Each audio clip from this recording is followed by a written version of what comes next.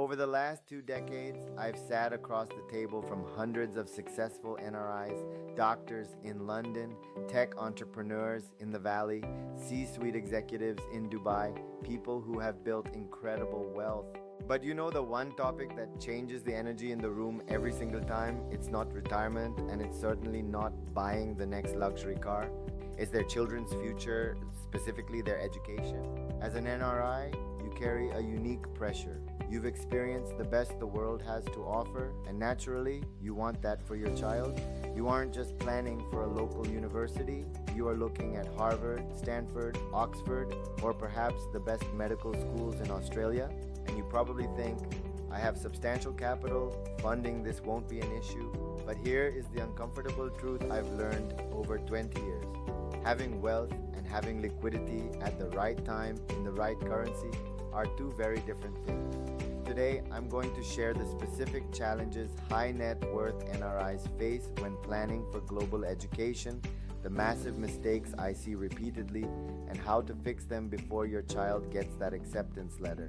Before we talk about strategy, we need to define the problem accurately. Most people plan for regular inflation, the cost of milk and bread going up 3% or 4% a year.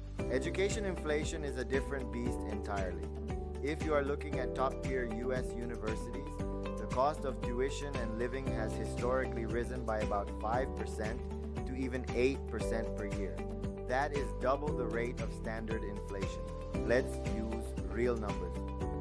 A top-tier 4-year undergraduate degree in the US today costs roughly $350,000. If your child is 5 years old today, by the time they are ready for college in about 13 years, that number isn't $350,000.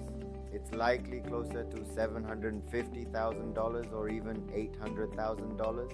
That is nearly $1 million post-tax for one child. If you have 2 children, the numbers become staggering even for a high net worth family. If your current investment portfolio isn't beating that 7% education inflation rate, you are technically falling behind every single year. But inflation isn't even the biggest trap. In my experience, smart people make avoidable mistakes when emotions mix with money. When it comes to NRIs and education planning, I see 3 major errors repeated constantly. Mistake number 1 is the currency trap. This is the most common one. You earn in dollars, pounds, or dirhams, but because of the emotional connection to India, and let's be honest, the attractive interest rates on NRE fixed deposits, you send the bulk of your savings back home. It feels safe.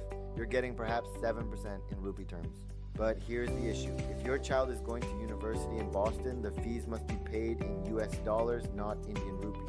Over the long term, the rupee has historically depreciated against the dollar by an average of about 3% to 4% per year. So if your India investment earned 7% but the rupee lost 4% against the dollar, your real return towards that education goal is only 3%. Meanwhile, US tuition fees went up by 7%. You are losing significant purchasing power without realizing it. You cannot fund a dollar liability solely with a rupee asset. Mistake number 2, the illiquidity trap, or as I call it, the real estate addiction.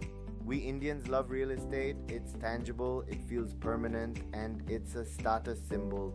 Many HNIs I meet have 70% of their net worth tied up in property, an apartment in Mumbai, a villa in Bangalore, a rental in London. Here is the hard truth. You cannot sell a bedroom to pay for a semester of college. When the tuition bill arrives, it is immediate. Real estate is slow.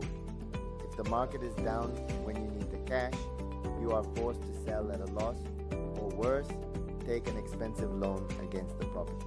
I've seen families with $10 million in real estate assets struggle to pay a $50,000 tuition bill on time because they were asset rich but cash poor. And mistake number 3 is ignoring the tax tail. As an NRI, your financial life is complex because it crosses borders. If you are a US person, for example, how you invest for your child's education has massive tax implications due to things like PFIC rules. If you are in the UK or Dubai, the rules are different again. Many NRIs simply buy mutual funds in India or stocks in the US without considering how their country of residence will tax those gains when they need to withdraw the money for college. Poor tax structuring can wipe out 20% to 30% of your accumulated education fund instantly. You need to ensure the structure you choose is compliant and efficient in both the country where the money is invested and the country where you live. Alright, enough pessimism. The good news is that as an HNI NRI, you are actually in a better position than almost anyone else to solve this. You have access to global markets that domestic investors don't. So how do we fix these mistakes? We need a strategic shift. First, you must align your assets with your future liabilities. If you know your child will likely study in the US or UK, a significant portion of their education fund needs to be invested in dollar or sterling denominated assets. This neutralizes the currency risk. You stop worrying about what the rupee does against the dollar. Second, you must prioritize liquidity for this specific goal. Keep the real estate for your legacy or retirement if you wish, but the education fund belongs in liquid global market instruments, diversified portfolios of global stocks and bonds that can be converted to cash within 3 days, not 3 months. Third, utilize your global status. Don't just look at India, look at optimized investment structures available in jurisdictions like Singapore or Dublin, which are often designed for globetrotters like you. These can sometimes offer better tax treatments and wider investment choices than what's available back home. To summarize, funding a world-class education isn't just about saving money, it's about preserving purchasing power across borders. If you have substantial capital but are worried you aren't set up correctly, here are 3 things you can do this weekend. 1. Calculate your real number. Don't guess the tuition cost. Pick 3 target universities and look at their current total cost of attendance. Then compound that by 6% annually for the number of years until your child turns 18. The number will shock you, but you need clarity.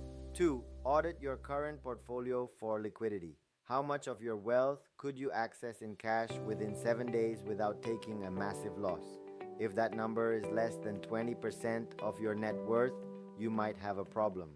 3. Check your currency exposure. What percentage of your investments are in rupees versus hard currencies like the dollar or euro? Does that match where your child will likely end up? Planning for this level of expenditure across multiple tax jurisdictions and currencies is incredibly complex. It's not something you should handle with guesswork. You've worked hard to build your wealth. Ensuring it effectively delivers your child's future is the next crucial step. If you've run those numbers and feel like your current strategy needs a sophisticated second opinion, my team at EPK Capital specializes in exactly this type of cross-border planning for HNI families. We are happy to act as a sounding board to ensure your portfolio is truly ready for that acceptance letter. Thank you for watching.